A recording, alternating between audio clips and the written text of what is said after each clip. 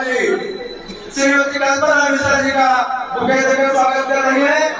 अब मैं निवेदन करना चाहूंगा बहुजन समाज पार्टी के बरेली मंडल के मुख्य सेक्टर कोऑर्डिनेटर आदरणीय माननीय जवाहर जी से कि वो आए बुके देकर श्रीमती कल्पना मिश्रा जी का स्वागत करें।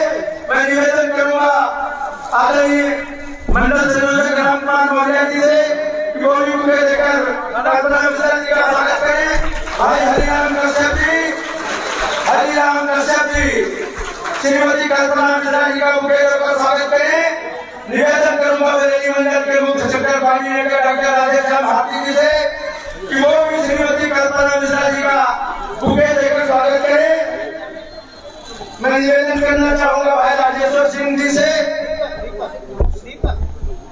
हमारे जलालाबाद के जिला पंचायत के सदस्य और बहुजन समाज पार्टी की उस विधानसभा को तैयार कर रहे आदरणीय अनिरुद्ध यादव उर्फ दीपक जी वो श्रीमती कल्पना मिश्रा जी को राधा और कृष्ण जी की मूर्ति देकर सम्मानित कर रहे हैं। बहनों से निवेदन है जोरदार तालियां बजाकर स्वागत करें। कल्पना मिश्रा जी संघर्ष करो, दीपक भैया संघर्ष करो, कल्पना मिश्रा जी संघर्ष करो, कल्पना मिश्रा जी संघर्ष करो।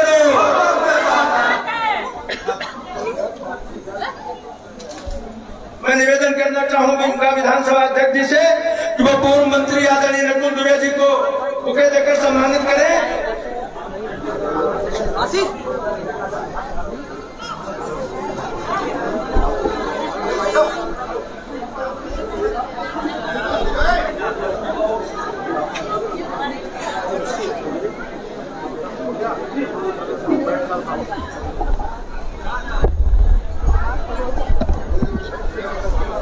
मैं सर्वेश चंद्र मिश्रा धामू एडवोकेट जी से निवेदन करना चाहूंगा कि वो उत्तर प्रदेश सरकार में मंत्री रहे और बहुत ब्राह्मण समाज की चर्चित हस्ती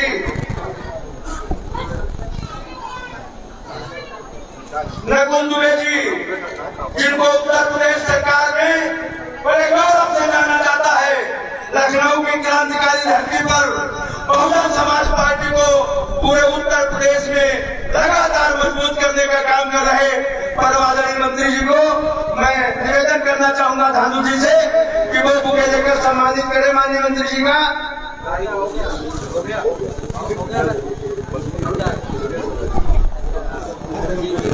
मैं धानु जी से निवेदन करूंगा कि पूर्व मंत्री विजय मिश्रा जी को बुके देकर सम्मानित करें।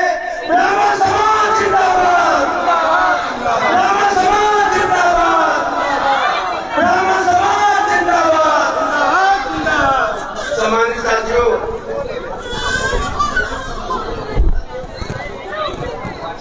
साथियों, आज अमर शहीदों की इस क्रांतिकारी धरती पर पंडित राम प्रसाद बिस्मिल की दो पंक्तियों के साथ मैं पूर्व मंत्री नकुल दुबे जी को आमंत्रित करना चाहता हूं कि सरफरोशी की तमन्ना अब हमारे दिल में है।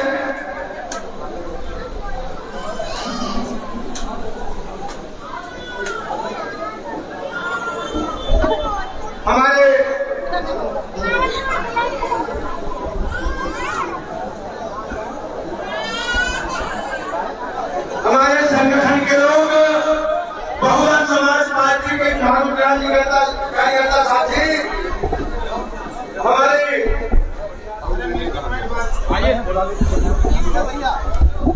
51 करोड़ की माला से हमारे ब्राह्मण समाज के मंत्री बहुजन समाज पार्टी के झाड़ू परम श्रद्धेय नकुल दुबे साहब का विजय मिश्रा जी का 51 करोड़ की माला से स्वागत कर रहे हैं। बीएसपी जिंदाबाद, बीएसपी जिंदाबाद, ब्राह्मण समाज जिंदाबाद, ब्राह्मण समाज जिंदाबाद, ब्राह्मण समाज जिंदाबाद। नकुल दुबे जी संघर्ष करो, नकुल दुबे जी संघर्ष करो, कल्पना मिश्रा जी संघर्ष करो, कल्पना मिश्रा जी संघर्ष करो, कल्पना मिश्रा जी संघर्ष करो।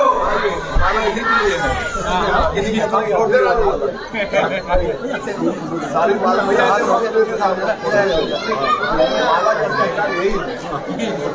जो है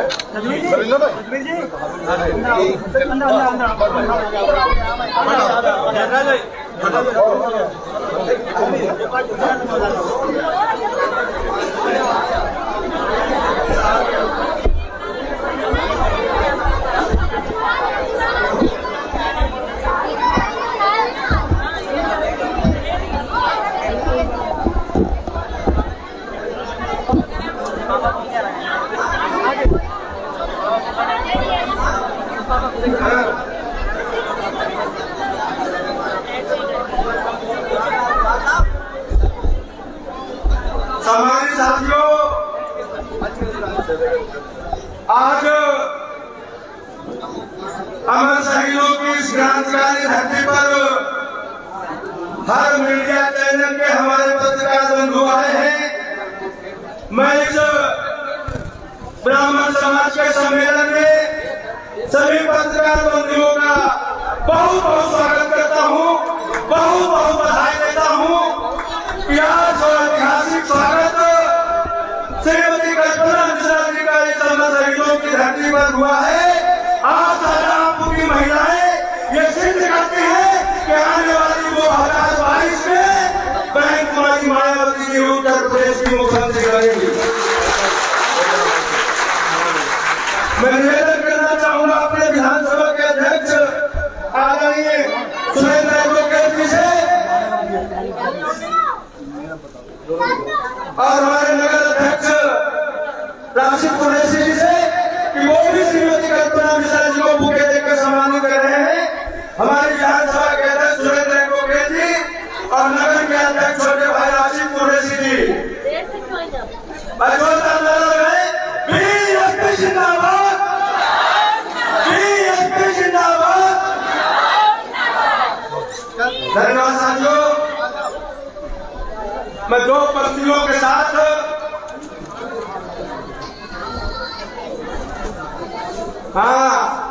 दूल्हा बच गया, दूल्हा हमारे धानु मिश्रा एडवोकेट जी की धर्मपत्नी श्रीमती आराधना मिश्रा जी, आराधना मिश्रा जी, मैं निवेदन करना चाहूंगा वो है आराधना मिश्रा जी है और वो श्रीमती कल्पना मिश्रा जी को बुके देकर सम्मानित करना चाहती हैं। जो तालियां हो जाए। बीएसपी जिंदाबाद, आराधना मिश्रा कल्पना मिश्रा जिंदाबाद, आराधना मिश्रा कल्पना मिश्रा जिंदाबाद। सम्मानित साथियों, हमारी शाहजहांपुर की सुरक्षित विधानसभा कुमाया को तैयार कर रहे बहुजन समाज पार्टी के पूर्व जिलाध्यक्ष मुरादाबाद बरेली मंडल के पूर्व में कोऑर्डिनेटर रहे आदरणीय उदयवीर सिंह जी हमारे बीच आ गए हैं। मैं अपने काफिले के साथ मैं उनसे निवेदन करना चाहूंगा क्योंकि वो भी कृपया नकुल द्विवेदी के पास आपने कृपा करे, हमारे माननीय मंत्री जी नकुल द्विवेदी के पास। अब मैं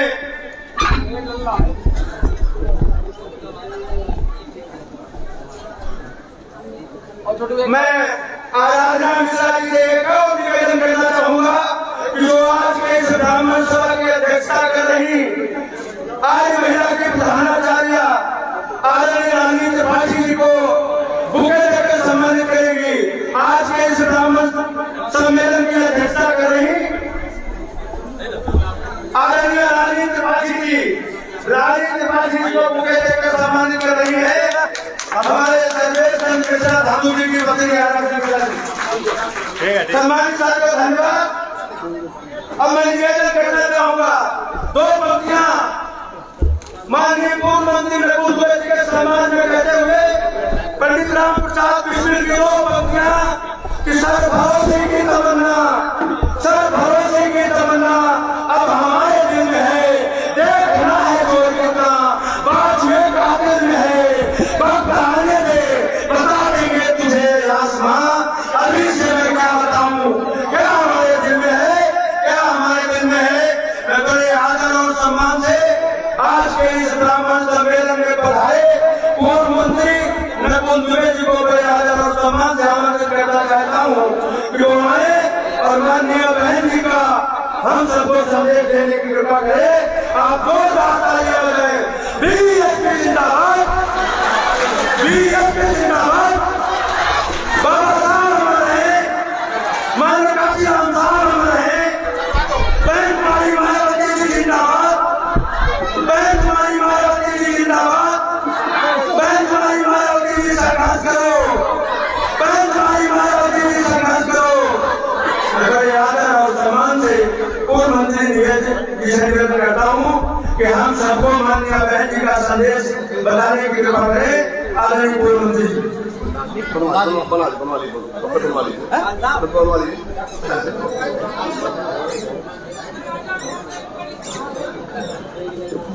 आप लोग बैठ जाइए, फोटोग्राफर बंद है लाइन में। हाँ आइए,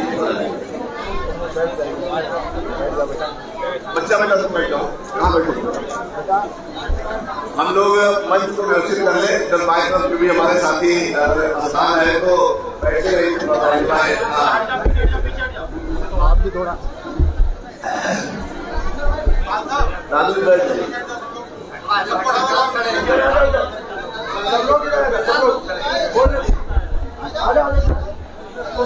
सुरक्षा कर्मी सर्वप्रथम भारतीय संविधान के रचयिता परम पूज्य बाबा साहब भीमराव अम्बेडकर एवं बहुजन समाज पार्टी के संस्थापक माननीय काशीराम साहब को श्रद्धांजलि अर्पित करते हुए आज शाहजहांपुर की इस ऐतिहासिक धरती पर हम सबके बीच में एक ऐसी शख्सियत मौजूद है, मुख्य अतिथि के रूप में आपके बीच में आई है, जिन्होंने एक को नहीं लगभग 20-25 साल से बहुजन समाज पार्टी के लिए रातों दिन एक करने का काम किया है और उसी का नतीजा है कि आज पूरे उत्तर प्रदेश में बहुजन समाज पार्टी के साथ आदरणीय बहन कुमारी मायावती के साथ पूरे उत्तर प्रदेश में ये संदेशा जा चुका है कि 2022 में जब किसी की सरकार बन रही है आदरणीय बहन कुमारी मायावती मैं साधुवाद देता हूँ। आशीर्वाद तो हम लोगों को मिलता ही है, लेकिन पंडित सतीश चंद्र मिश्रा जी के पीछे अगर कोई सबसे बड़ी ताकत लगी हुई है, माननीय सतीश चंद्र मिश्रा जी ने 23 जुलाई 2021 से लेकर के 7 सितंबर 2021 के बीच में पूरे उत्तर प्रदेश में 30,000 किलोमीटर चल करके अपने समाज के साथ साथ सर्व समाज के दुख और तकलीफ को जानने का कार्य किया है। आज आदरणीय मुख्य अतिथि महोदय आपके बीच में आई है, माताओं बहनों के बीच में आई है, नारी शक्ति के बीच में आई है। वो क्या करने आई है?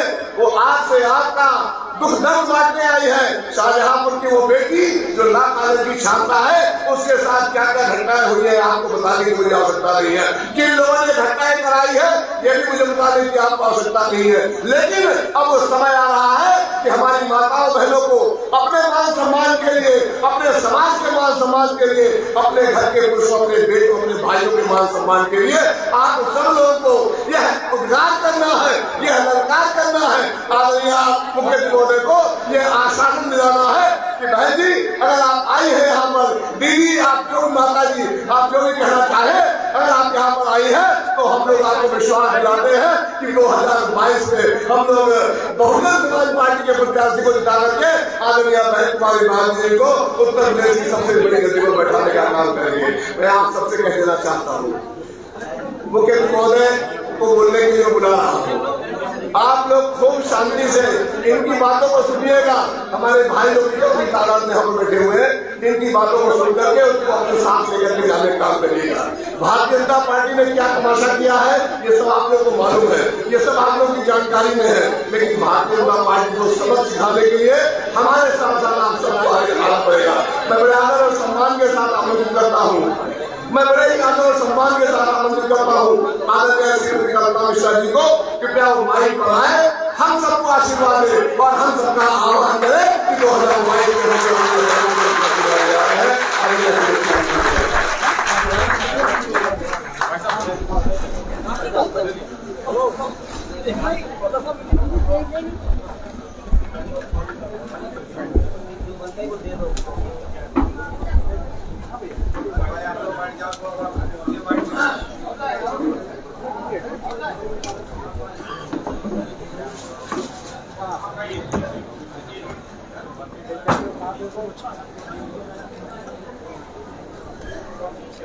सर्वजन मिटाए एवं सर्वजन सुखाए की विचारधारा को रखने वाली बहुजन समाज पार्टी और उसी की नीतियों को पर चलने वाली आज बहुजन समाज पार्टी के तत्वाधान में प्रबुद्ध वर्ग के सम्मान और सुरक्षा तथा तरक्की को लेकर प्रबुद्ध महिला विचार संगोष्ठी का आयोजन किया गया।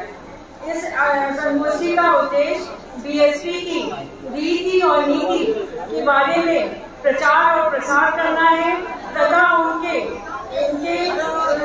अनुसार चलना है और लोगों को जब पिछली सरकार थी उसमें बीएसपी की सरकार ने क्या उनको फायदे दिए और आगे वाली सरकार में अगर आती है सरकार तो उसको क्या फायदा मिलने वाला है, इसके लिए जागरूक करना है।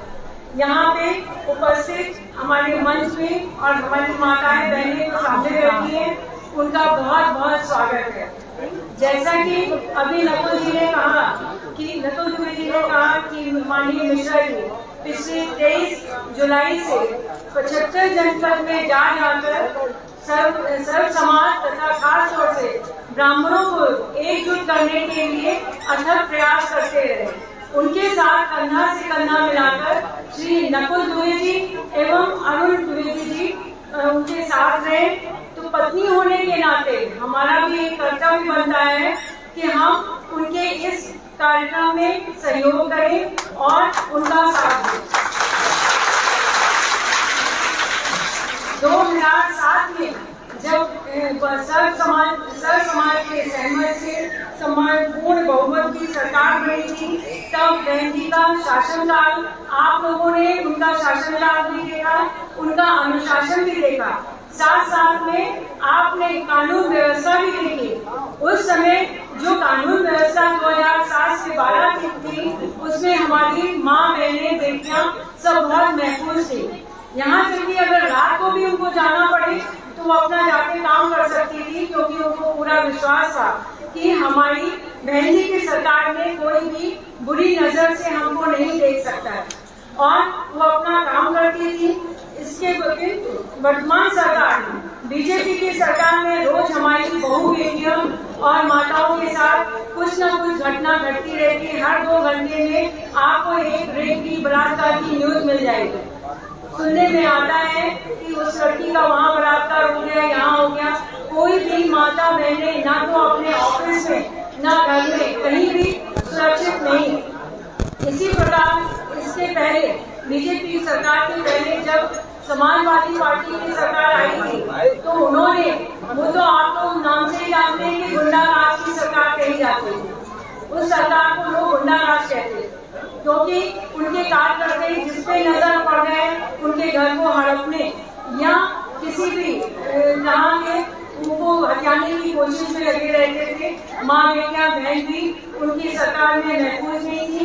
साथ में विकास के काम के नाम पे उन्होंने क्या किया कि बहन जी के जो काम थे, प्रोजेक्ट थे, उनपे सिर्फ मोहर लगाने का काम किया। जैसे कि मेट्रो है, आपका एक्सप्रेस वे और यहाँ पे लखनऊ में जनेश्वर मिश्रा पार्क जो कि माननीय कांशीराम के पार्क में बहुत बड़ा पार्क 250 गज में बना हुआ है, तो उसका सिर्फ आके उन्होंने क्या किया कि नाम चेंज कर दिया। आज शायद जनेश्वर मिश्रा जी जिंदा होते तो वो भी इसको अपना अपमान समझते ना कि सम्मान समझते। यहाँ तक वहाँ के जो स्टेडियम था जिसका कि माननीय बहन जी ने 2012 के अंदर ही भूमि आवंटन से लेके उसका बजट तथा डीपीआर सभी तय कर दिया था मेट्रो का और स्टेडियम का भी, उसका बनाने का और उसका नाम देने का काम समाजवादी पार्टी ने किया। 2003 में समाजवादी पार्टी की सरकार ने सवर्णों की नौकरियों पे रोक लगा दी। वो काम 2007 में बहन जी ने आकर वो रोक हटाई और हटा के 23 लाख नौजवानों को और महिलाओं को सबको मिला के उन्होंने रोजगार देने का काम किया। उसमें जो प्रमुख हैं 1,07,000 सफाई कर्मियों को नौकरियां दी गई, 1,70,000 सहायक अध्यापकों को नौकरियां दी गई। साथ ही साथ जो 2.5 लाख पुलिस की भर्तियां हुई हैं वो उसमें प्रमुख हैं, जो कि बहन जी ने आके उसमें अपना काम किया। आजकल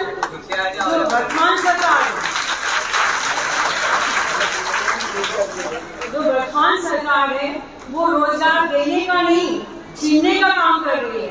नौजवान परेशान है, बहू बेटियां सब परेशान है। उन्होंने यहाँ तक कि लड़कियों को तो छोड़िए, नौजवान भी परेशान है। उनको भी एक खास ब्राह्मण समाज के लोगों, आप लोगों को सभी को मालूम होगा, उस के नाम पे पुलिस एनकाउंटर करने के नाम पे वहाँ हत्याएं की जा रही हैं। एक विशेष जाति के साथ घोर अत्याचार हो रहा है जो कि चरम सीमा पे है। आपने खुशी दुबे का नाम सुना होगा। खुशी दुबे जो कि शादी होके आई थी, महज 3 दिन बाद उसको अरेस्ट कर लिया गया कि ये अपराधी है, और नाबालिग लड़की की जमानत 1.5 साल हो गया है, अभी तक नहीं होने दे रहे हैं। साथ में उसकी नौकरानी, जिसके पति को तो मार दिया गया, लेकिन वो 2 बच्चों के साथ जेल में रहने को मजबूर है। इस तरह की संवेदनहीन सरकार है। और तो और यहाँ पे जो लड़के लोग थे उनको भी उन्होंने किसी को बख्शा नहीं है।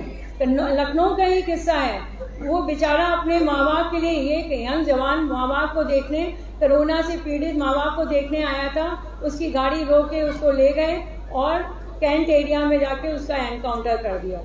तो इस तरह की अराजकता आजकल देश में फैली हुई है, प्रदेश में फैली हुई है। तो हम आपसे यही पूछना चाहेंगे कि आप लोग के बच्चे ऐसी सरकार में सुरक्षित हैं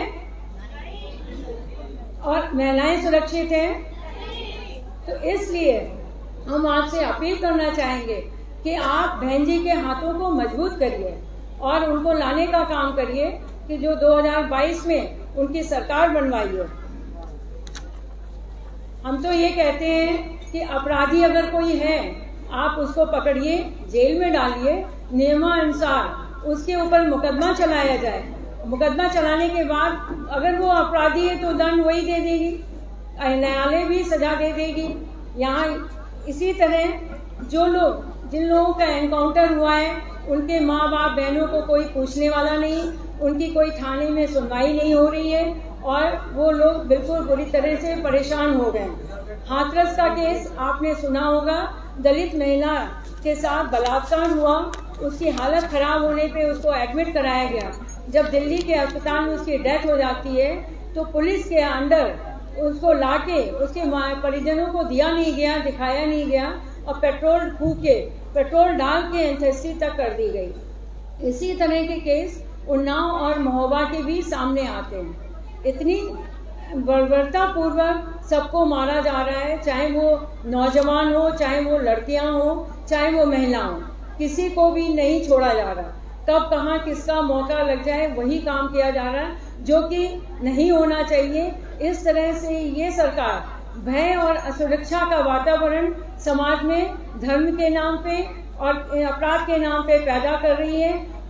और इतिहास गवाह है कि विकास वहीं होता है जहाँ पे अमन, शांति और आपकी सुरक्षा होती है। वर्तमान समय में आप लोग गृहिणी हैं, हम आपसे पूछ सकते हैं, सबसे महंगी क्या चीज है आपके लिए? आपकी रसोई, जिसमें हर सामान का दाम आसमान छू रहा है, जो कि कम आमदनी वाले लोगों से पहुंच से बाहर हो रही है। आपका गैस का सिलेंडर देखते देखते 400 से 1000 रुपए के ऊपर पहुंच गया है। आपका तेल का पैकेट चौगुना हो गया है और साथ में पेट्रोल डीजल के भाव तो छोड़िए, आटा, दाल, चावल, आलू, प्याज के भी दाम डबल क्या चौबल हो गए। जो 10 रुपए किलो आलू मिलता था वो आजकल 40 रुपए मिल रहा है। इसी तरह टमाटर भी। तो ये बताइए, आम जनता जो मध्यम परिवार से है या गरीब हैं, वो कैसे अपना खर्च चलाएं? और रोजगार के नाम पे बीजेपी की सरकार कहती है आप पढ़े लिखे हो, ठीक है, आप जाके पकौड़े बेचिए, पकौड़े बनाइए, चाय बेचिए और पकौड़े बेचिए। तो वो सोचिए पढ़े लिखे नौजवानों को कैसा लग रहा होगा कि जिनसे कहा जा रहा है कि आप पढ़ लिख के आ गए हैं, तो इससे तो वो पढ़ाई ना करते तो ज्यादा अच्छा था। यही चीज बहन जी की सरकार ने, उन्होंने सबसे ज्यादा शिक्षा पे जोर दिया कि हमारे देश के नौजवान, लड़कियां, महिलाएं कोई अशिक्षित ना रहें। उसके लिए उन्होंने काफी कार्यक्रम चलाए। यही नहीं, अभी विगत कुछ दिनों से सुनाई पड़ रहा है कि 1 पैकेट तेल कहीं दिया जा रहा है, कहीं 5 किलो आटा या 5 किलो चावल। हम आप ही से पूछना चाहेंगे, ये 5 किलो चावल अगर 1 या 2 बार भी दे दिया गया तो उससे आप लोगों की रोटी चल जाएगी? नहीं चल जाएगी। तो आप लोगों को क्या चाहिए? जो कि आपकी बंधी आमदनी जिसमें हो वो चाहिए। तो इसलिए इस सरकार का आप ही लोग देख लीजिए, ये सब छलावा है, आपको धोखे में रख के वोट लेने का काम हो रहा है। यही नहीं, आप लोग इसमें से काफ़ी लोग टीचर होंगे जो जानते होंगे कि वित्त विहीन शिक्षक और कर्मचारी आजकल जो कि लाखों की संख्या में हमारे प्रदेश में मौजूद हैं, उनकी समस्या बहुत ही गंभीर हो रही है कि उनको कोई उचित मानदेय नहीं मिल रहा है। सारी सरकारों ने, कांग्रेस ने, सपा ने और यहाँ तक कि बीजेपी की सरकार ने प्रलोभन देके कि हम आपको सम्मानजनक मानदेय देंगे, साथ में नियमावली भी बनाएंगे, उनको बेवकूफ बना के वोट लेने का काम किया और ओपनली कहा आप हमको जिता के लाइए, फिर हम आपके लिए सोचेंगे। जब उन्होंने अपनी मांगे पूरी करने के लिए कहा कि आप अपने मैनिफेस्टो में दे दीजिए, तो कांग्रेस ने नहीं लिखा, फिर इसी तरह से उन्होंने भी लौटा दिया। बीजेपी की सरकार ने तो हद कर दी, संवेदनहीन सरकार हम कहेंगे। जब उन्होंने अपनी मांगों के लिए प्रदर्शन किया, विधानसभा के सारे प्रदेश के लोग शिक्षक आके जब प्रदर्शन किया तो उनको क्या मिला? लाठियां मिली, लाठियां भाजी। तो उसमें एक शिक्षिका जो कि आत्मसम्मान से भरी हुई थी, उसने अपना उसी समय सर मुड़वाया और कहा आज मैंने बीजेपी सरकार के मुखिया का कर्मकांड कर दिया है। तो ये सुनने के बाद मुखिया ने ये जवाब भेजा कि इन लोग हैं इसी लायक, इनकी यही दुर्दशा होनी चाहिए। आप लोगों को किसी को इस पे ध्यान देने की जरूरत नहीं है। तो और इसके साथ ही साथ हम लोग बनारस गए थे यही मिश्रा जी के इलेक्शन मीटिंग में, तो वहाँ पर भी जो अंध विद्यालय जो एक चल रहा था इंटर कॉलेज, उसको बंद कर दिया गया। वो लोग सड़कों पे उतरने पे मजबूर हो गए। लौट के आए, नेक्स्ट डे पेपर में पढ़ रहे हैं कि उनके बालकों जो छात्र छात्राएं थी उनके ऊपर पुलिस ने लाठियां भाजने का काम किया। तो हम आपसे पूछना चाहेंगे, इतनी संवेदनहीन सरकार तो कभी नहीं रही है जितना कि आजकल वर्तमान समय में बीजेपी की सरकार है। जो कहते थे देश का उत्थान करेंगे, कभी मिटने नहीं देंगे, आज उसी देश में सरकारी संपत्तियों का निजीकरण हो रहा है और अपने मित्र उद्योगपतियों के हाथ में वो लीज पे सारी संपत्तियां दी जा रही हैं। जैसे आपके LIC जिसमें आप लोगों को बहुत भरोसा रहता है, रेलवे, आपका रेलवे, LIC, एयरपोर्ट, बंदरगाह, सभी चीजें निजीकरण के हाथों में दे दी गई हैं और लीज पे उनको देने, अब वो अपने मनमाने तरीके से उसको चलाने का काम कर रहे हैं। अभी घटना सामने आई कि मैंगलोर एयरपोर्ट पे उसका नाम बदल के खास उद्योगपति के नाम पे रख दिया गया। तो वहाँ के लोगों ने काफ़ी विरोध किया, आंदोलन किया। हमें बहुत खुशी है कि उनके आंदोलन से वो नाम फिर वापस लिया गया, जो ओरिजिनल नाम था वही मैंगलोर एयरपोर्ट का नाम रखा गया। हम चाहेंगे, आप लोगों से अपील है, हम लोग भी इनकी इन नीतियों का, अगर ये जबरदस्ती तानाशाही की नीतियां हैं, उनका विरोध करें और आंदोलन करें, तो शायद हम लोग कहीं किसी मुकाम पे पहुंच सकते हैं। अब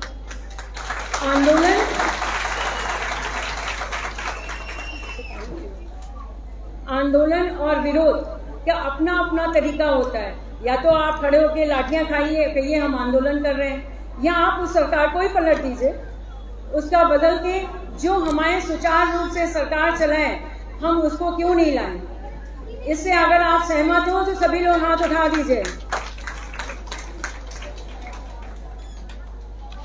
इसलिए हम आपको ये सब इसीलिए बता रहे हैं कि अभी क्या हो रहा है और बहन जी की सरकार में क्या क्या हुआ था। सरकारी नौकरी लोगों को विश्वास जगाती है कि हमारी हमारी बहनें या हमारी लड़की सुरक्षित रहेगी अगर हम सरकारी लड़के को ढूंढ के लाएंगे, उसका भविष्य सुरक्षित होगा। लेकिन आप ही लोग बताइए, जब सरकारी विभाग ही नहीं है तो सरकारी नौकरियों का कोई सवाल ही नहीं उठता है। और जो प्राइवेट कंपनियां हैं वो भी इनकी नीतियों के कारण बंद होने के कगार पे आ गई हैं। उसमें बंद होने, तो वहाँ भी रोजगार के चांस आपके खत्म हो रहे हैं। इसलिए ये केवल समाज में धर्म के नाम पर भय और असुरक्षा प्रदान कर रहे हैं कि ना कि नौकरियां। किसी को कोई सुरक्षा नहीं प्रदान की जा रही है। इनकी कथनी और करनी में बहुत फर्क है। आपने रामलला के मंदिर को ही देख लीजिए, जिसका जजमेंट 2 साल पहले, अभी नवंबर में ही आया था, 2 साल पहले, अभी तक वहाँ पे ईंट पूजन हुआ है, ना भूमि पूजन हुआ है, ना नींव पूजन। अभी भी 2 साल से रामलला हमारे टेंट में ही बैठे हुए हैं। तो जब वो पूरी पावर होने के साथ सेंट्रल में और यहाँ आपके केंद्रीय में और प्रदेश में पूरी पावर के साथ हैं, लेकिन नहीं, उनको तो वोट के नाम पर धोखा, रामलला के नाम पे वो वोट मांगेंगे और फिर उसको ऐसे ही छोड़ देंगे। इसमें जबकि मिश्रा जी अयोध्या गए हुए थे तो लोगों को बड़ा ताज्जुब हुआ। ऐसा लग रहा था बात करने पे कि लोग समझते हैं कि बीजेपी सरकार की धरोहर अयोध्या है, वहाँ कोई जा नहीं सकता, कोई आ नहीं सकता, वो जैसा चाहे वैसा कर सकते हैं। नहीं जी, हमारे प्रदेश के मुखिया भी पहुँचे थे सर्वे करने कि क्या रहा, कैसा रहा। हम आपको बताना चाहेंगे, रामलला का मंदिर का बीजेपी सरकार अब ध्यान दे रही है। उससे पहले जब बहन जी की गवर्नमेंट आई थी 2007 में, तो उन्होंने अयोध्या का विकास सबसे पहले शुरू किया। उनके सीवर ट्रीटमेंट प्लांट के लिए 12 करोड़ रुपए का सेंक्शन करके सीवर ट्रीटमेंट प्लांट लगाया गया, जिससे कि सरयू नदी मैली ना हो। घाटों का निर्माण किया गया। जहां आज ये दिवाली जलाते हैं, वो भी हमारे देश के कुम्हारों से दिए लेके नहीं जलाते हैं, चाइनीज दिए जलाते हैं। वहाँ पे वो घाटों का निर्माण मैन कुमारी मायावती जी ने किया था। वहाँ पे 14 कोसी परिक्रमा होती है, उसका पूरा निर्माण, चौड़ी करना, सब सुख सुविधा का ध्यान रखना, पानी और शौचालय का सबका ध्यान रखना, उन्होंने 12 कोसी परिक्रमा को विकास किया था। साथ में इसी के साथ साथ बनारस में भी वहाँ 350 करोड़ का सीवेज ट्रीटमेंट प्लांट लगा, क्योंकि गंगा मैया हमारी बहुत बड़ी है, तो उनको उनकी सफाई के लिए सीवेज ट्रीटमेंट प्लांट लगा।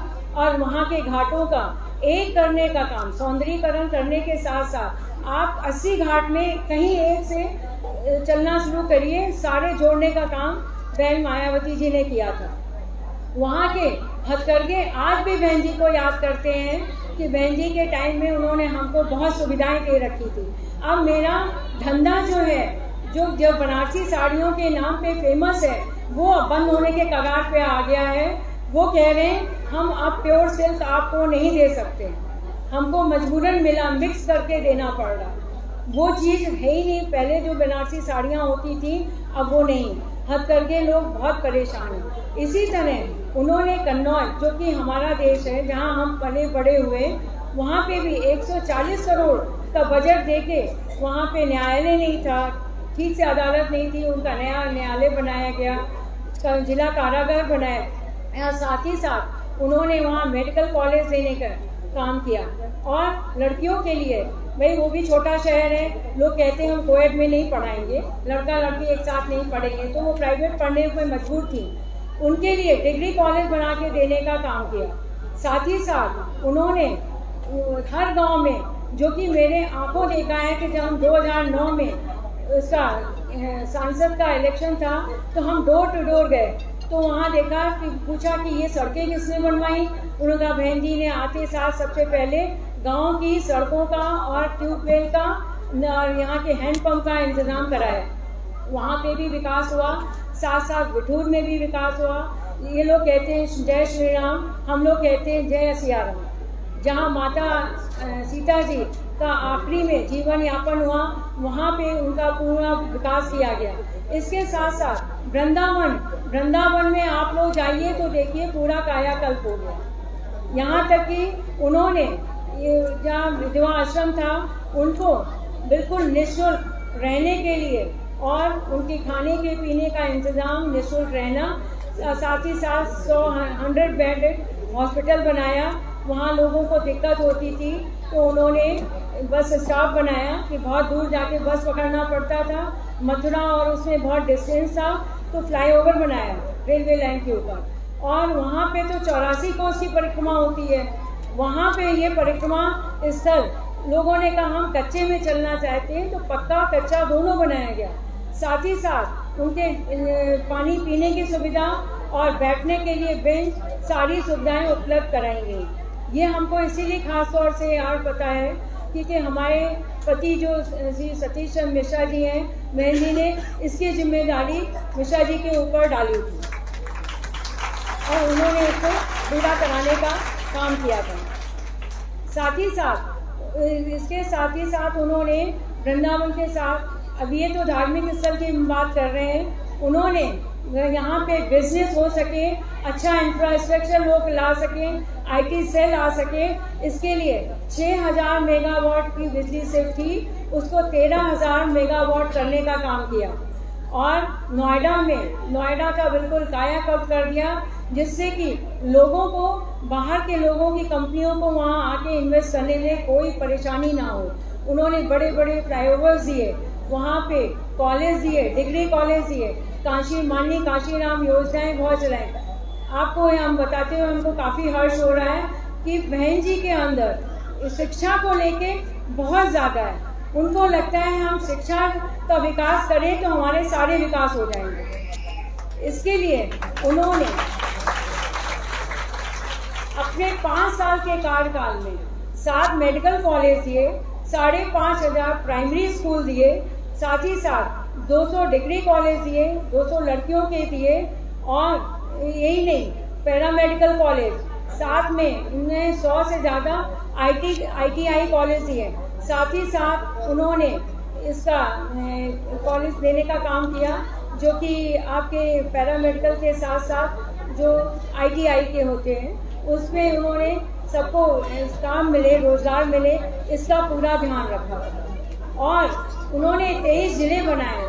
अगर आप खुद सोच सकते हैं, 23 जिले बनाने का मतलब कि पूरा सर्वांगीण विकास करना, उसके हिसाब से पूरा करना, और उन्होंने ये करके अपने 5 साल में दिखाया था।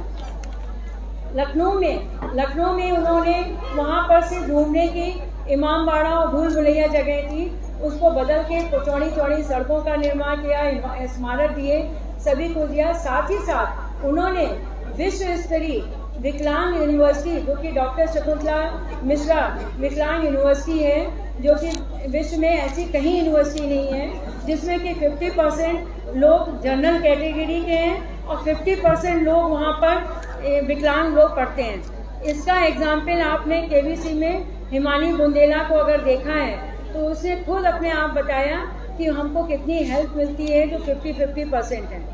बहुत इंटेलिजेंट लड़की, उसको तो क्लास 11वीं में आंखें चली गई एक्सीडेंट में, उसके बाद वो बहुत परेशान हो गई थी। जब उसको ये पता लगा कि ऐसी कोई यूनिवर्सिटी है तो उसने उसे टॉप किया आकर। यही नहीं, लड़कियों के लिए उन्होंने एक RML जो नेशनल कॉलेज वहाँ पे, उसका ऑडिटोरियम बनाया, जो कि एशिया में सबसे बड़ा है, जहाँ 1000 की स्ट्रेंथ के लोग बैठ सकते हैं। इसके साथ ही साथ उन्होंने 2009 15 जनवरी को अपनी लड़कियों के प्रोत्साहन के लिए, कि जिससे भ्रूण हत्या न की जाए, लड़कियां अपने पैरों पे खड़ी हो सकें, तो एक मुश्त, जब वो लड़की 18 साल की होगी तो एक मुश्त 1 लाख रुपए उसको मिलेगा। उसकी पूरी व्यवस्था की गई। गरीब सवर्णों को भी भूमि आवंटन दिया गया। साथ ही साथ जो आश्रित बेटी और माँ है, अगर उनके पिता की डेथ हो जाती है तो उसमें प्रॉपर्टी में और कृषि भूमि में सभी में उनको अधिकार मिले, इसका भी ध्यान रखा गया और कानून बनाया गया था। सरकारी सवर्णों की सरकारी नौकरियों पे रोक लगी थी, उसको हटाया, और जो 2007 में संविदा पे काम कर रहे थे उनको रेगुलर करने का काम किया। साथ ही साथ जो सरकारी वकील थे उनकी भी फीस को दोगुना करने का काम उस समय किया गया था। लखनऊ में 80 महिला पंचायत प्रतिनिधियों के ठहरने के लिए उन्होंने 2.19 करोड़ रुपए की लागत से छात्रावास का निर्माण किया, जिससे उनको इधर उधर भटकना न पड़े। ग्रामीण महिलाओं के लिए 24.17 करोड़ रुपए की लागत से 2500 महिला शौचालय बनाए गए का निर्माण किया गया। साथ ही साथ चाहे वो लड़कियों का कॉलेज हो चाहे लड़कों का, सभी स्कूलों में और सभी कॉलेज में शौचालय बनाने का काम उस समय किया गया था। मान्यवर कांचीराम अंतर्राष्ट्रीय खेल पुरस्कार के अंतर्गत पुरुष खिलाड़ियों के साथ साथ जो हमारे उत्तर प्रदेश की जैसे आरपी सिंह, पीयूष गोयल, तन्मय श्रीवास्तव, अब्दुल्ला आद को जो अवार्ड दिए गए, उसके साथ साथ कुमारी बहन मायावती जी ने चीन में आयोजित एशियन गेम 2010 में उत्तर प्रदेश के खिलाड़ी में श्रीमती सुधा सिंह और सुकन्या मिश्रा को भी एथलेटिक्स का पुरस्कार से नवाजने का काम कुमारी बहन मायावती जी ने किया था। जिला स्तरीय पुरुष महिलाओं चिकित्सालयों में और सामुदायिक केंद्रों पर 24 घंटे उनका उपलब्ध हो सके, सेवाएं उपलब्ध हो सके, उसके लिए उन्होंने टीम बनाई और साथ में प्राथमिक स्वास्थ्य केंद्रों पे 3 स्टाफ नर्सों का तैनाती की गई। आंगनबाड़ी महिलाओं को कोई दिक्कत ना हो, इसलिए उनके लिए आने जाने की असुविधा न, उनके लिए स्वास्थ्य केंद्रों की स्थापना की गई। साथ ही साथ सड़क और पुलिया का निर्माण किया गया। मथुरा वृंदावन में हम आपको बता ही चुके हैं कि जो आश्रित महिलाएं हैं, विधवाएं हैं, उनके लिए पूरा ध्यान रखा गया था। साथ में नक्सलवाद को खत्म करने के लिए बहन मायावती जी ने अपने शासनकाल में शेड्यूल ट्राइब अनुसूचित जनजाति के लोगों को निःशुल्क भूमि प्राप्त कराई थी, जिससे कि वो लोग रोजगार कर सके और नक्सलवाद का खात्मा हो सके। उत्तर प्रदेश में गरीबी की रेखा के नीचे रहने वाले ऐसे करोड़ों गरीब पात्र लोग हैं जिन्हें अभी तक अंत्योदय एवं बीपीएल कार्ड धारकों को दी जाने वाली खाद्यान्न योजना, वृद्धावस्था पेंशन, विधवा पेंशन और विकलांग पेंशन योजनाओं का लाभ मुहैया नहीं हो पा रहा था। ऐसे लोगों के लिए उन्होंने उत्तर प्रदेश मुख्यमंत्री महामाया गरीब आर्थिक मदद योजना बनाई, जिसका शुभारंभ 15 जनवरी 2010 में हुआ। इस योजना में चयनित परिवारों की महिला मुखिया को 400 रुपये प्रतिमाह की दर से एक मुश्त 2400 रुपये की एक किस्त उनके खाते में देने का प्रबंध किया गया, ताकि गरीब गृहिणियों को परिवार में भूख से मुक्ति व आत्मसम्मान की रक्षा में उन्हें सहायता मिल सके। सावित्रीबाई फुले बालिका शिक्षा मदद योजना, इस योजना के अंतर्गत छात्राओं को 15,000 रुपये की प्रोत्साहन राशि एवं विद्यालय आने जाने के लिए साइकिलों को देना और 11 उत्तीर्ण छात्राओं को 12 में प्रवेश लेने पर 10,000 रुपये की द्वितीय किस्त देने का इंतजाम किया गया था। इसमें लाखों में छात्राएं लाभान्वित हुई हैं। महामाया गरीब बालिका आशीर्वाद योजना, बालिकों के सापेक्ष बालिकाओं के घटते अनुपात, भ्रूण हत्या रोकने और बालिकाओं को आत्मनिर्भर बनाने के उद्देश्य से दिनांक 15 जनवरी 2009 से ये योजना आरंभ की गई। इसके अंतर्गत गरीबी रेखा के नीचे जीवन यापन करने वाले परिवारों की बालिका का जन्म होने पर एक मुश्त 18 साल की होने पर एक मुश्त 1 लाख रुपए देने का भी प्रबंध किया गया था। गन्ना विकास के नियमों को संशोधन करके उस समय फसलों का जो भी दाम था उसको दुगना करने का काम माननीय बहन जी ने किया था। ग्रामीण क्षेत्रों में जो कि 17 करोड़ रुपए की धनराशि व्यय करते हुए 10-11 लाख मानव दिवस यानी डेली वेजेस रोजगार सृजित किए और उसमें अनुसूचित जनजाति के परिवारों हेतु 6,000 लाख मानव दिवस और महिलाओं हेतु 2,000 लाख मानव दिवस रोजगार उपलब्ध कराया, जो कि जिसको हम डेली वेजेस कह सकते हैं। डेली नौकरी करने वाले लोगों को प्रोत्साहित किया गया था। प्रदेश में लखनऊ में गरीबी रेखा के नीचे लखनऊ में भी शौचालयों का कॉम्प्लेक्स का निर्माण हुआ। साथ ही साथ गरीबी रेखा के नीचे जीवन यापन करने वाले परिवारों की बालिकाओं को शिक्षा में प्रोत्साहन देने के लिए शिक्षा विभाग ने भी सावित्रीबाई फुले बालिका कल्याण योजना आरंभ कर 1 वर्षीय पाठ्यक्रम में 10,000 और 15,000 रुपये देने की व्यवस्था की गई।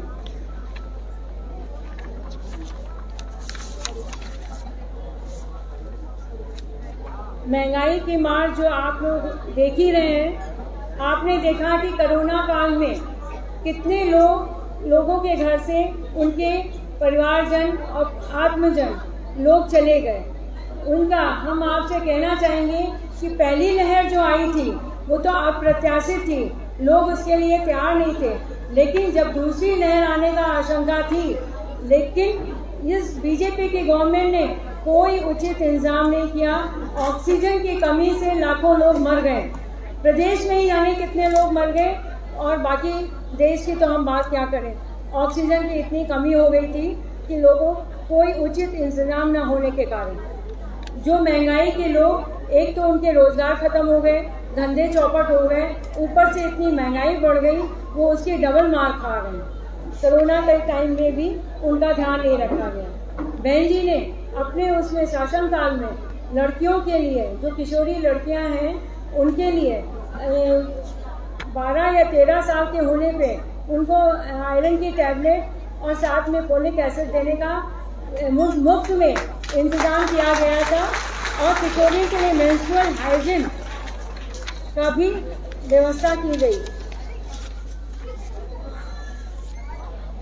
गरीबी रेखा बीपीएल परिवार की महिलाओं को सुरक्षित एवं संस्कारक प्रसव सुविधाएं उपलब्ध कराने के लिए गर्भवती महिलाओं हेतु सौभाग्यवती सुरक्षित मातृत्व योजना का शुभारंभ किया गया। 2010-11 में 54 जिले के 116 निजी नर्सिंग होम में योजना संचालित है। जननी सुरक्षा योजना के अंतर्गत 2010 और 11 में 23.40 लाख महिलाओं को लाभ मिला है। गर्भवती महिलाओं के सुरक्षित मातृत्व हेतु गर्भावस्था से ही पंजीकरण कराना, सुरक्षित प्रसव कराना, बच्चों का टीकाकरण बिल्कुल मुफ्त ये योजना की व्यवस्था की गई थी। उनको जच्चा बच्चा अभियान एवं विलेज हेल्थ न्यूट्रिशन डे इसी साल से आरंभ किया गया।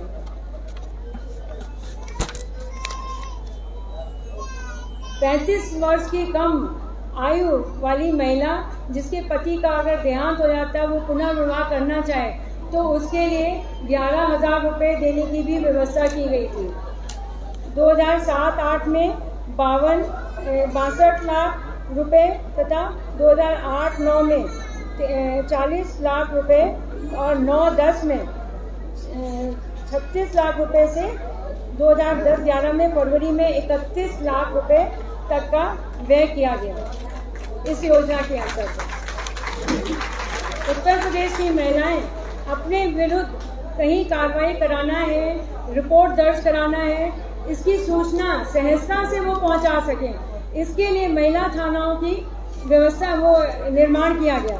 महिला थानों की स्थापना की गई और इसमें महिला पुलिस कर्मियों की तैनाती की गई, जिससे कोई बात बेहिचक होके महिलाएं अपनी शिकायत दर्ज कर सकें। इसके अलावा महिला हेल्पलाइन की व्यवस्था, पारिवारिक परामर्श केंद्र का संचालन और प्रदेश स्तर पर महिला सहायता प्रकोष्ठ की स्थापना आदि ऐसे कुछ कदम हैं जो कि महिलाओं को सुपरिणाम महिलाओं के लिए जाने जाते थे। उस समय 2007 से 12 के बीच में महिला आयोग में भी महिलाओं की बहुत सुनवाई हुई और केस भी निरस्त किए गए। टालने का कोई काम बहन जी की गवर्नमेंट में पॉसिबल नहीं है।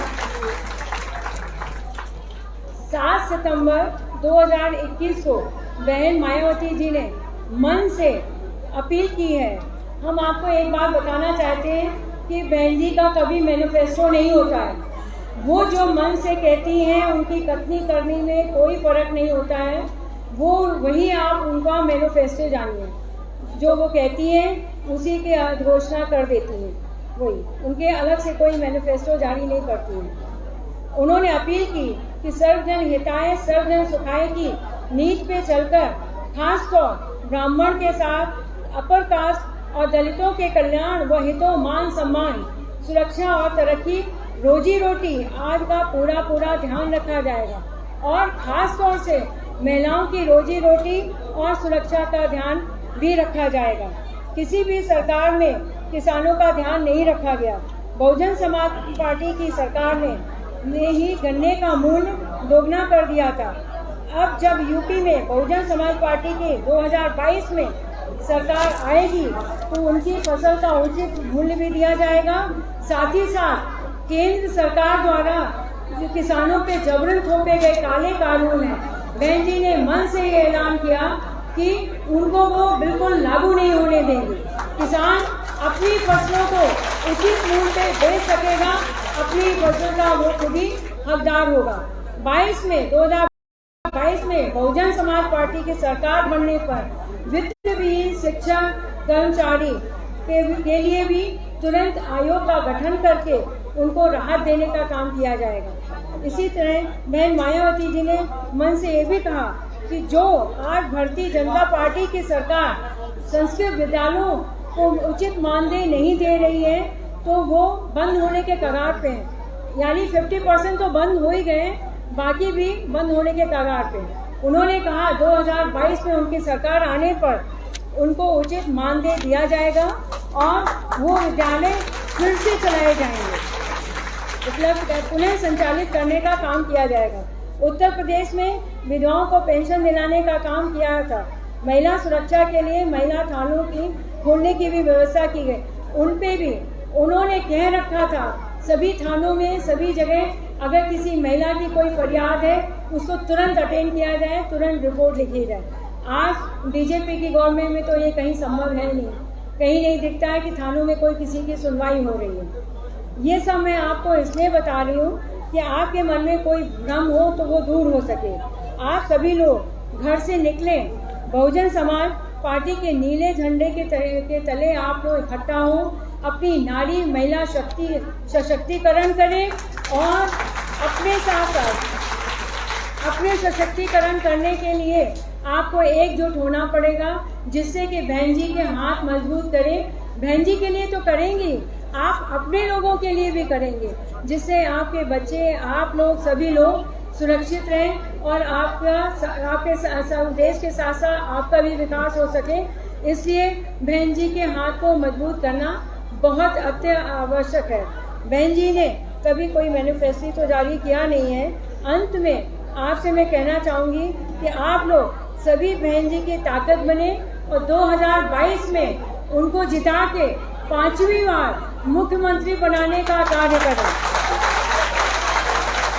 इन्हीं शब्दों के साथ हम अपनी वाणी को विराम देते हैं। जय भीम, जय भारत, जय परशुराम।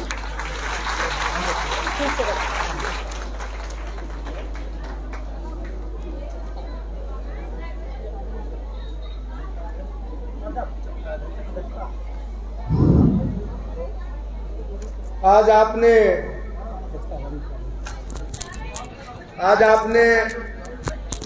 मुख्य अतिथि महोदया के विचारों को विश्लेषण सुना। माननीय